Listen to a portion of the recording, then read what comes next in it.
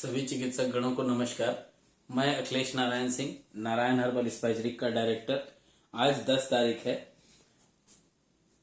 यूं तो वीडियो कल मुझे डालना था प्रोस्टेट कैंसर के ऊपर, बट मैं जरूरी समझता हूं कि आजकल कॉमन जो डिजीज के तौर पे देखा जाता है तो गॉल ब्लैडर स्टोन आम हो चला है। आम हो चला है मतलब 30 साल से लेकर के 45 साल के उम्र में खास तौर पे महिलाओं को होने वाला एक ऐसा रोग जो पता भी नहीं चलता है और शरीर के अंदर समावेश हो भी जाता है, जनरेट हो भी जाता है। ना तो इसमें कोई ऐसी बात होती है जिसमें हम ये स्पष्ट हो जाए कि व्यक्ति को गॉल ब्लैडर स्टोन हो रहा है स्टार्टिंग दौर पे, क्योंकि ये प्रायः देखा जाता है कि गॉल ब्लैडर स्टोन की जब बात होती है इलेक्ट्रोहोम्योपैथी चिकित्सा विज्ञान में कि हम कैसे इलेक्ट्रोहोम्योपैथी में गॉल ब्लैडर स्टोन का निदान करें, बिना ऑपरेशन, बिना चीरा, बिना फाड़े, बिना कुछ किए कैसे हम गॉल ब्लैडर स्टोन को ट्रीट करें और अपनी 38 मेडिसिन या 43 पेटेंट बेस के 2 मेडिसिन के द्वारा कैसे हम उसका इलाज करें। तो आइए आज इसी संबंध में मैं बताना चाहूंगा कि गैस्ट्रो इंटेस्टाइनल ट्रैक्ट का ये एक रोग है जो अपना काम नहीं करने की वजह से होता है। तो आज हम बात करेंगे गॉल ब्लैडर के बारे में। गॉल ब्लैडर क्या है, हमारे शरीर में इसकी उपयोगिता क्या होती है, गॉल ब्लैडर के लक्षण और निदान के संबंध में एक इलेक्ट्रोहोम्योपैथी चिकित्सक को क्या इलाज करना चाहिए। तो आइए जानते हैं गॉल ब्लैडर स्टोन क्या होता है। पहले गॉल ब्लैडर स्टोन जानने से पहले गॉल ब्लैडर है क्या ये चीज जान लीजिए। गॉल ब्लैडर एक ऑर्गन होता है जो लीवर के पिछले भाग में स्थित होता है। गॉल ब्लैडर जो होता है वो ग्रीन कलर का होता है और यहाँ पे बहुत सारे आर्टरीज और वेन्स होते हैं। गॉल ब्लैडर का जो कॉलर होता है वो स्टोमक के रास्ते डियोडेनम से जुड़ा हुआ होता है। लीवर्स के जो सेल होते हैं जो एंजाइम्स प्रिपेयर करते हैं, लीवर के जो सेल्स होते हैं वो एंजाइम्स प्रिपेयर करते हैं जो हमारे शरीर के अंदर डाइजेशन का जो पार्ट होता है उसको उस पर ये कार्य करते हैं। तो ऐसे ही कुछ एंजाइम्स होते हैं जो हमारे द्वारा खाए हुए भोजन के फैट को पचाने में सहयोग करते हैं। फैट का मतलब क्या होता है, ऑयली फूड हो सकता है जो हम खाते हैं, मतलब उसे पचाने का ही कार्य करता है। जो फैट होता है फैट को पचाने में मदद करता है। ये एंजाइम्स जो होते हैं ये गॉल ब्लैडर में बनते नहीं हैं, ये बनते हैं लीवर में, परंतु स्टोर होते हैं गॉल ब्लैडर में। जब हम घी खाते हैं या तेल खाते हैं या चिप्स खाते हैं या ऑयली फूड्स खाते हैं या चिकन्स वगैरह खाते हैं, मीट खाते हैं, जो फैट जिसमें ज्यादा मात्रा में होता है, तो वैसे फैट युक्त भोजन को पचाने का जो निर्देश ब्रेन लीवर को देता है, तो ब्रेन जो होता है जो लीवर को इंडिकेट करता है कि भाई इसको भोजन वहां पहुंच चुका है उस डियोडेनम के पास और आप जाओ और खाना को पचाओ, ये इंडिकेशन होता है। तो वो गॉल ब्लैडर से जो एंजाइम्स स्टोमक में रिलीज होते हैं, क्योंकि स्टोमक जो होता है उसका स्टार्टिंग पॉइंट जो होता है जहां से गॉल ब्लैडर के अंदर से बाइल आता है बाहर की ओर, तो वो स्टोमक के एंड पॉइंट में जिसको हम लोग डियोडेनम भी कहते हैं, वहां पर पहुंच करके भोजन जो होता है, फैट युक्त जो भोजन होता है उसको पचाने में सहयोग करते हैं। क्योंकि बाइल में क्या होता है, बाइल सॉल्ट होते हैं जो कि मौजूदा फैट जो होता है उसको गलाने में सक्षम होते हैं। नॉर्मली यदि गॉल ब्लैडर का फंक्शन अपना काम करना कम कर दे या स्लो कर दे या बंद कर दे तो इसके अंदर फोल्ड्स हो जाते हैं। जैसे पेट में प्रायः होते हैं, जब पेट खाली होता है तो पेट खाली होता है तो वहां पे भी फोल्ड्स बने हुए होते हैं।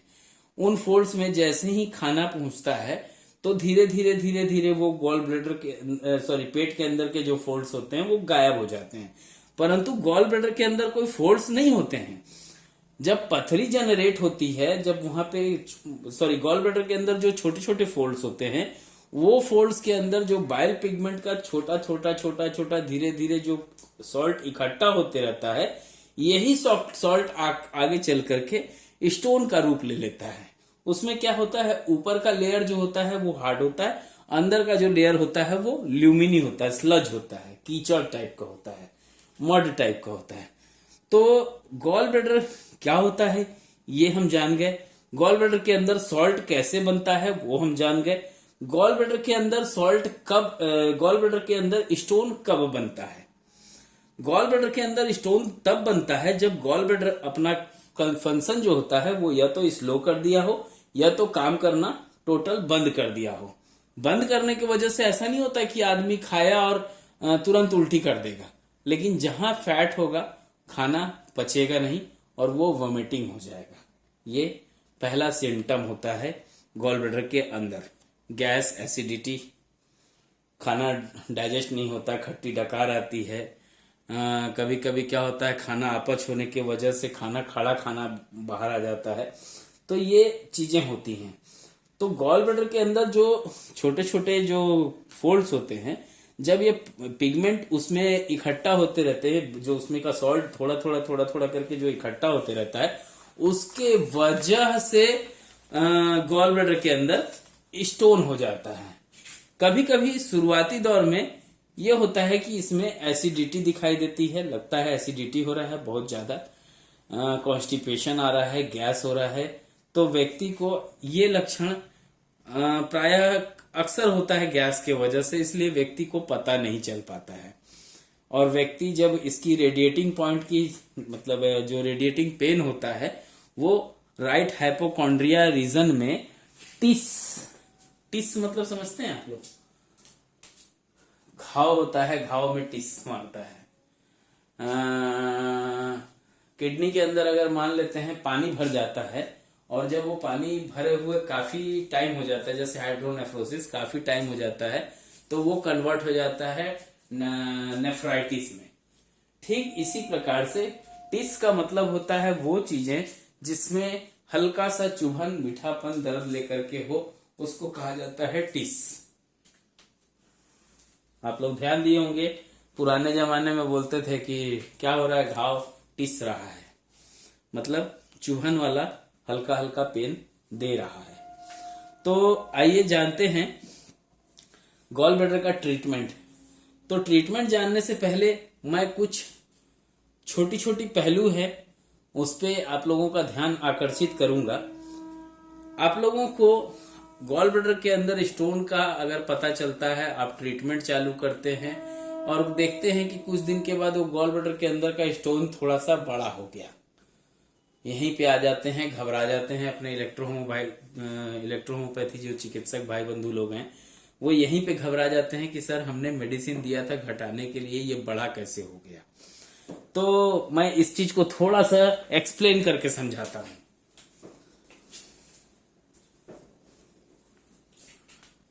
चना जानते हैं, देसी चना। अगर मैं बोलूं 4 mm का चना है, सूखा चना,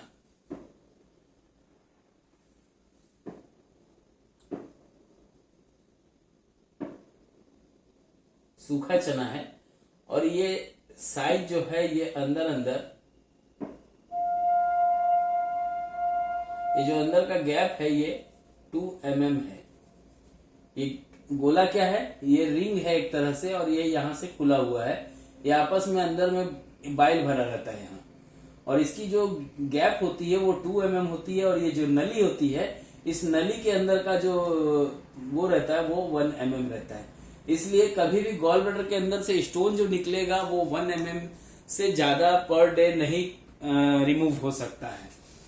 इसके अंदर जो हिसाब किताब होता है, ये अगर बात हो रही है किसी, इसके अंदर मान लेते हैं एक छोटा सा चना आ जाए, या मैं बोलूं ये चना बड़ा होते हुए छोटा छोटा जुड़े जुड़े जुड़े जुड़े मान लेते हैं किसी को 32 mm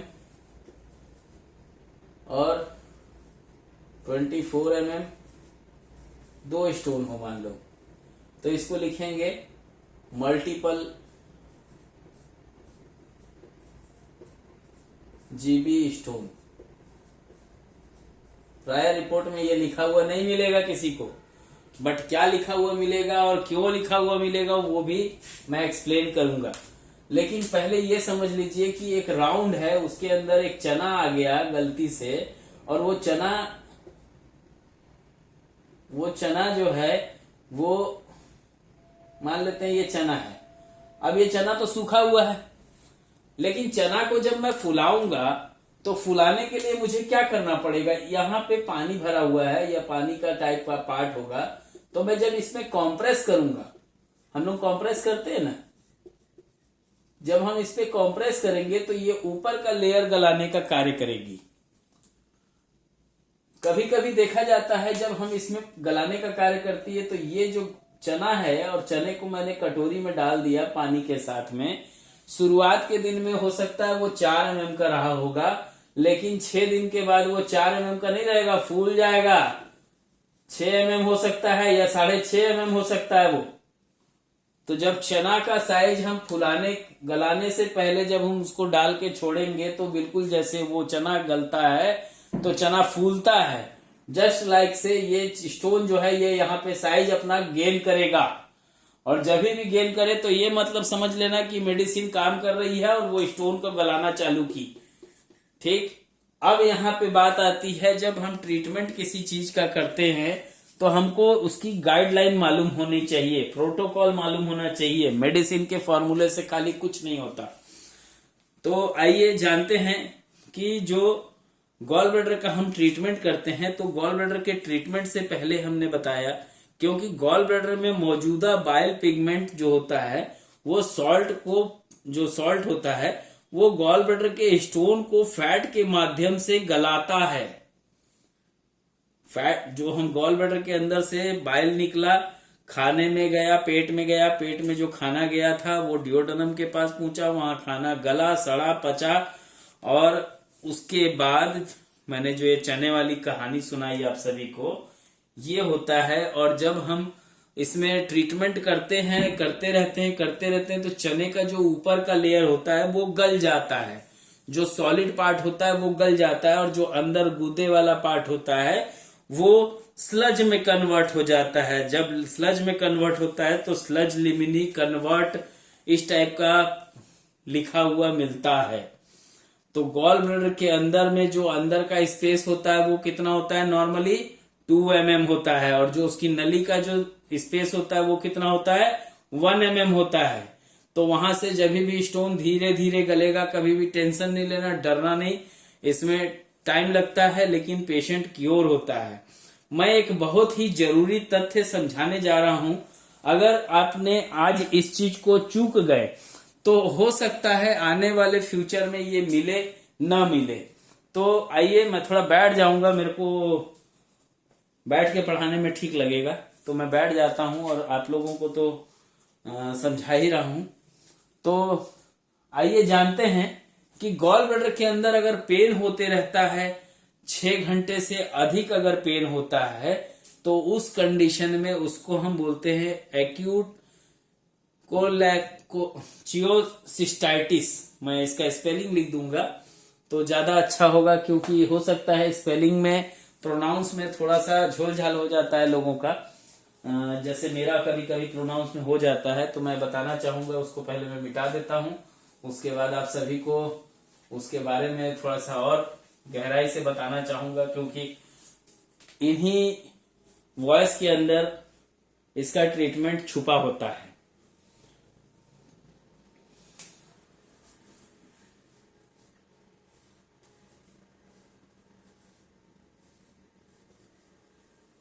है?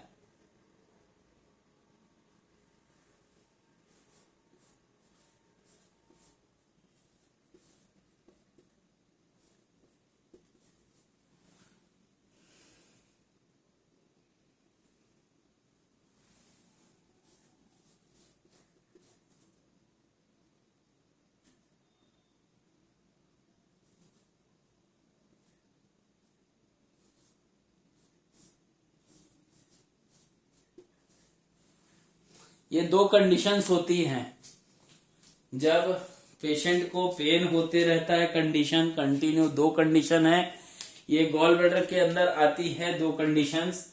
ये 2 कंडीशंस, एक कंडीशन है, ये दूसरी कंडीशन है। तो ये कंडीशन क्यों होती है इसके बारे में थोड़ा सा जान लीजिए, क्योंकि ये भी एक जरूरी तथ्य है। बिना रिपोर्ट के आए हुए, बिना यूएसजी के हमारे पास आए हुए हम जान सकते हैं कि ये क्यों हो रहा है। ठीक है, तो गॉल ब्लैडर के अंदर यदि पेन 6 घंटे से अधिक रहता है तो इसका पहला कारण होता है एक्यूट कोसिस्टाइटिस। ठीक है, अगर ये इससे कम होता है तो वहां देखा जाता है बायलरी कॉलिक होता है। बायलरी कॉलिक 6 घंटे से अगर अधिक हो जाए किसी कंडीशन से, तो गॉल ब्लैडर के अंदर जो इंटरनल स्पेस होता है वहां पे जो साइज होता है वो 2 mm होता है, और इसी में लिखा जाता है कि gall bladder wall thickness, GB wall thickness, इस टाइप से जब लिखा जाता है ना, तो ये इसका मतलब होता है कि वो बायलरी कॉलिक से और एक्यूट चियोसिस्टाइटिस से भिन्न होकर के गॉल ब्लैडर के अंदर स्वेलिंग आ चुका है, और स्वेलिंग के वजह से वहां पे जो स्टोन होगा, वो अगर स्टोन है और वहां स्वेलिंग है तो पेन तो बिल्कुल लाजमी है।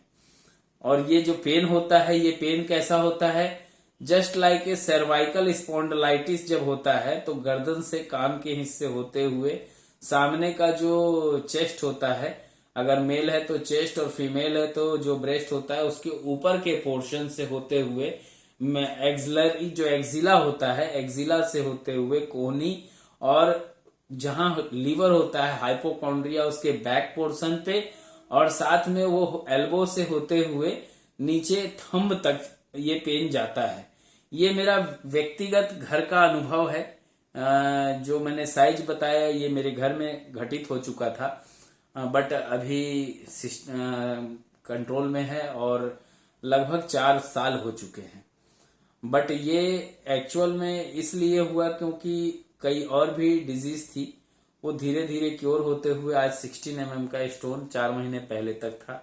अब मैं टेस्ट कराऊं तो समझ में आया कि हाँ क्या है, व्यस्त जिंदगी है तो इसमें कई बार हम उसका ये नहीं निकाल पाते हैं कि भाई क्या हुआ। तो आइए जानते हैं कि इसके अंदर जो दर्द रहता है वो स्वेलिंग में आ जाता है, और स्वेलिंग में जब ये आ जाता है तो इसकी कंडीशन को हम लोग क्या कहते हैं वो भी मैं बता देता हूं। ज्यादातर यही कंडीशंस आती है तीसरी वाली गॉल ब्लैडर स्टोन के अंदर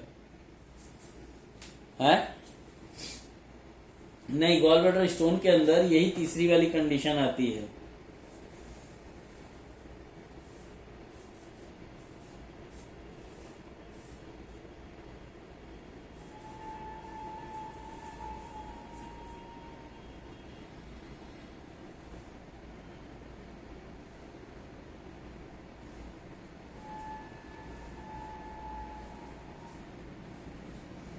ये तीसरी कंडीशन होती है कोलेथिसिस। ये ट्यूबरकुलोसिस में आप लोग देखे होंगे, या मैंने कभी डायल्यूशंस का अगर मेरा क्लास देखे होंगे आपने तो वहां पे देखे होंगे कि इस कंडीशंस के लिए मैं 4th डायल्यूशंस प्रिस्क्राइब करता हूं। बट कब, जैसे स्पॉन्डिलोलिथोसिस होता है उस कंडीशन में। यहाँ क्योंकि ये जो कंडीशन है ये एक्यूट की है, इसलिए एक्यूट का जब पॉजिटिव या न्यूट्रल की बात होती है तो सेकेंड मतलब D2 या D1 की बात होती है। क्योंकि आपके पास मेडिसिन होता है डायल्यूशन 3rd, इसलिए वहां से D2 और D1 पे आना संभव नहीं हो पाता है, जिसके वजह से आप ट्रीटमेंट इसमें सक्सेस रिजल्ट नहीं मिल पाते हैं। और कई बार देखा जाता है कि जब ये गॉल ब्लैडर के अंदर का जो स्टोन होता है, ये कई बार देखा जाता है कि ये CBD में जाके फंस जाता है,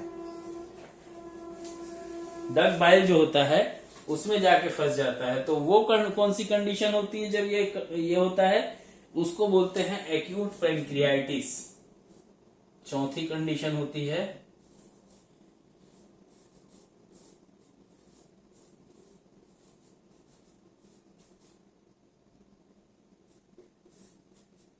पैंक्रियाइटिस। स्पेलिंग गलत हो सकती है लेकिन पढ़ा रहा हूं वो डाटा गलत नहीं हो सकता है। दूसरी चीज क्या होती है, क्योंकि जब हम बात करते हैं एक्यूट पैंक्रियाइटिस,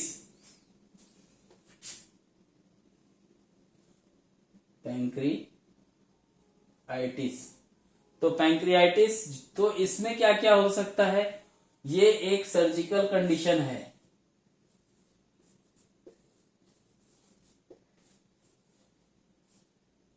सर्जिकल कंडीशन है, लेकिन इसमें भी इलेक्ट्रोहोम्योपैथी की मेडिसिन काम करती है। डाइबोपेंक्री दे सकते हैं, बट ज्यादा अच्छा होगा कि किसी अनुभवी के नॉलेज में करें, नहीं तो ये एक सीरियस कॉम्प्लिकेशन जनरेट करता है। यूं तो सभी सीरियस कॉम्प्लिकेशन जनरेट करते हैं, बट ये वाला जो पोर्शन है वो सीरियस कंडीशन को जनरेट कर देता है। तो ये पूरे तथ्य थे कि एक इलेक्ट्रोहोम्योपैथी चिकित्सक को क्यों जरूरी होता है कि हम क्या ट्रीटमेंट करें गॉल ब्लैडर स्टोन के अंदर, इसकी क्या मेडिसिन हो सकती है वो मैं आप लोगों को एक बार बता देता हूं। जोड़ना आप लोगों के ऊपर है, क्योंकि मैं मेडिसिन जो पढ़ा रहा हूं आप सभी को, ये एक जनरल नॉलेज आपको दे रहा हूं। साथ ही 43 पेटेंट बेस के जो चिकित्सक हैं जो कार्य करते हैं उसके ऊपर, उनको एक गाइड कर रहा हूं कि किस तरीके से ट्रीट करना है। तो यहां आते हैं अपन EHX पे। EHX दैट मीन्स इलेक्ट्रोहोम्योपैथी के अंदर इलेक्ट्रोहोम्योपैथी की दवाई लीजिए। क्या दवाई होगी? पहला है दवा NH हेप्टोनिक।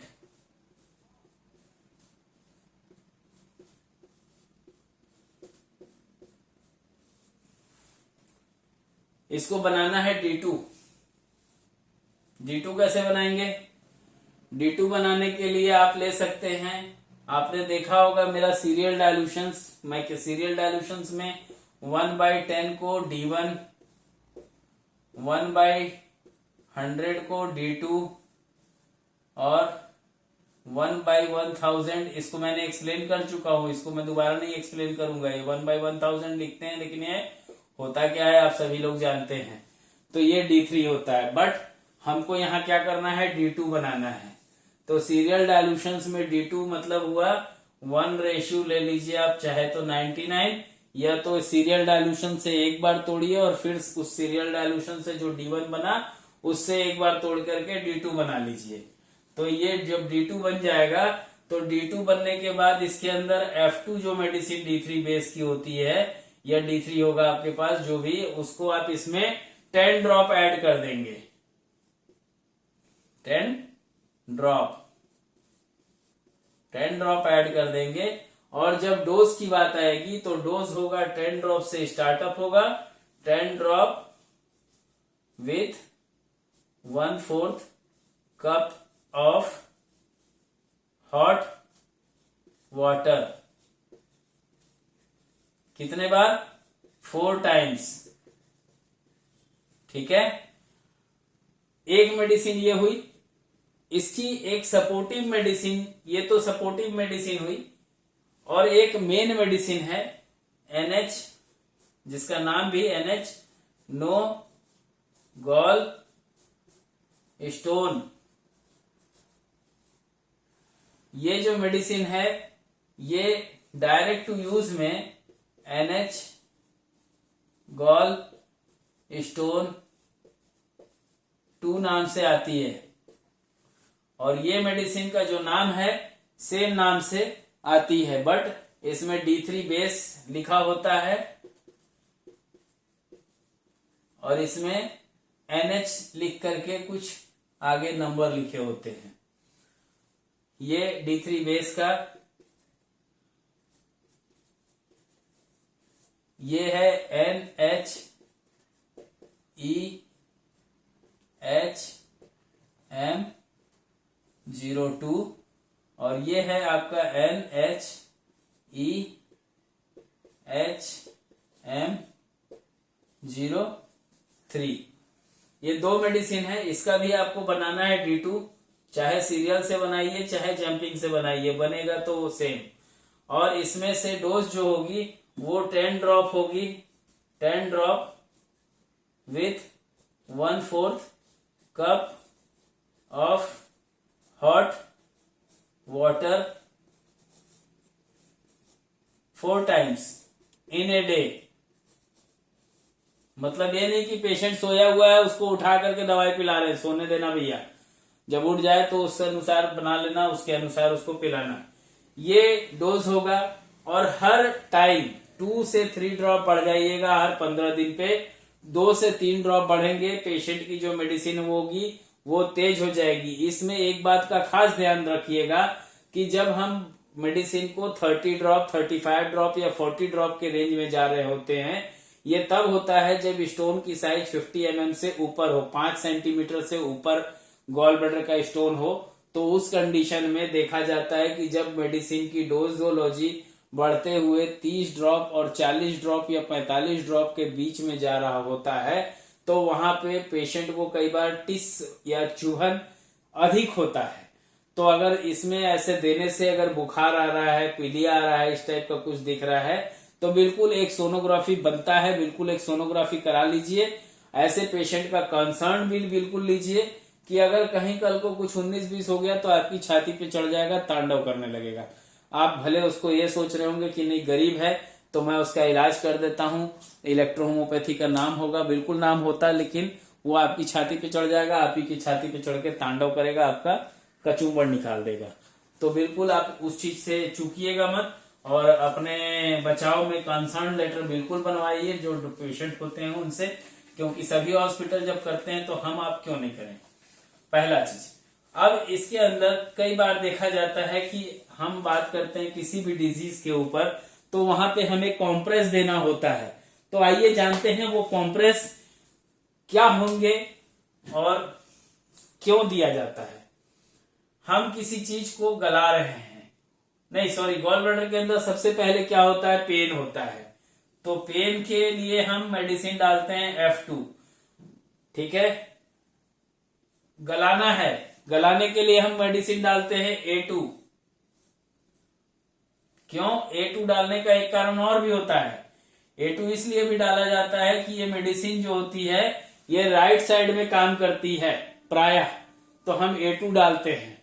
दूसरी चीज है A2 के बाद नंबर आता है कि गॉल ब्लैडर होता कहाँ है, लीवर के पीछे होता है। तो लीवर की जो मेन मेडिसिन होती है S5 उसको हम डालते हैं, ये मेडिसिन हो गई।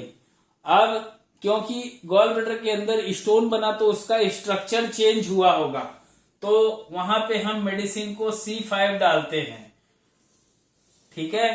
अब क्योंकि यहाँ टिश वाला चुभन है और टिश वाले चुभन जो घाव वगैरह या किसी भी प्रकार के टिश वाले जो पेन होते हैं वहां पे मेडिसिन तो जो दिया जाता है वो आप सभी जानते हैं, वो होता है WE।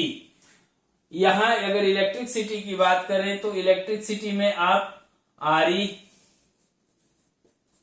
लेकिन ये कुछ दिन का होगा, ऑप्शनल होगा, ठीक है। G का भी यूज कर सकते हैं, ये भी ऑप्शनल होगा।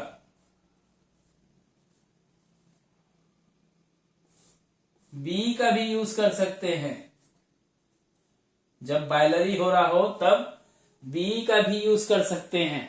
बट यहां पे YE का यूज कभी भूल के भी मत करना, क्योंकि Y का यूज करने से स्टोन जो है वो स्थिर हो जाएगा, एक जगह रुक जाएगा, वहीं पे वो पड़ा रहेगा, निष्क्रिय तो हो जाएगा, दर्द भले ना दे, रिलैक्स होकर के पड़ा रहेगा। और ये ज्यादा दिन तक रिलैक्स होकर पड़ा रहेगा तो कैंसर का कारक हो सकता है, वहां कैंसर जनरेट हो जाए, ऐसी कंडीशंस हो सकती है। ये एक कंडीशन है। दूसरी चीज है, अगर आप चाहें कि मुझे इस जगह पे पेटेंट में से कॉम्प्रेस यूज करना चाहिए, तो क्योंकि ये जब हम कॉम्प्रेस बनाते हैं तो ये कॉम्प्रेस हमारे 54 रुपीस का एक 30 ml बनता है D1 में। मैं D4 की बात नहीं कर रहा हूं, मैं D1 की बात कर रहा हूं, ठीक है। तो अगर किसी व्यक्ति को लगता है तो वो 40 रुपीज में 30 ml और 110 रुपीज में 100 ml का कॉम्प्रेस ले सकता है। यहां 2 कॉम्प्रेस यूज होता है, एक NH लीवर कॉम्प्रेस और दूसरा कॉम्प्रेस होता है NH हेप्टा कॉम्प्रेस। कॉम्प्रेस के संबंध में 2 बातें बताऊंगा। एक, ये दोनों में से कोई एक 4 टाइम्स अप्लाई करना होता है। कॉम्प्रेस जब भी लगाएं राइट हाइपोकॉन्ड्रिया रीजन में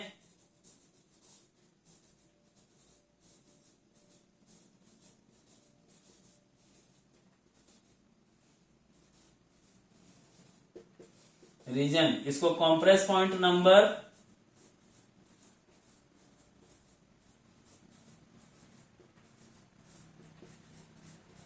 24 राइट साइड भी कहते हैं। ठीक है, तो ये सारी चीजें हैं, मैं एक एक करके तथ्यों को समझा रहा हूं ताकि आप लोग चूक ना करें। पहला चीज दिमाग में रखिएगा, चूक ना करें। फिर भी ऐसा लगता है कि रात बिरात कभी जरूरत पड़ जाती है तो अखिलेश नारायण सिंह का नंबर भी याद कर लीजिए, बिल्कुल घुमा दीजिएगा। किसी की भी मेडिसिन होगी मैं आपका हेल्प करने के लिए तैयार हूं। तो आप सभी को मैं समझता हूं गॉल ब्लैडर से संबंधित सारी चीजें मैं बता चुका हूं।